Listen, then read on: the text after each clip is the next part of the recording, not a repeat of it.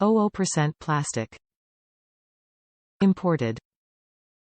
Easy one-hand use. Uses standard plastic bags.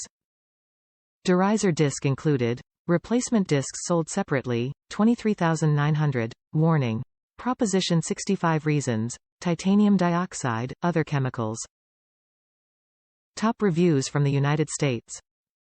Attn New Parents. Don't buy a diaper genie. Get this instead. I get so riled up about products that target the naïveté of new parents and rip them off. You do not, I repeat, do not need a fancy garbage can for dirty diapers, especially one that has replacement bags that are over triple the cost of regular trash bags. You only need a regular trash can with a lid that latches, so your mobile baby and/or pets can't get in, and a Costco-sized box of regular kitchen trash bags.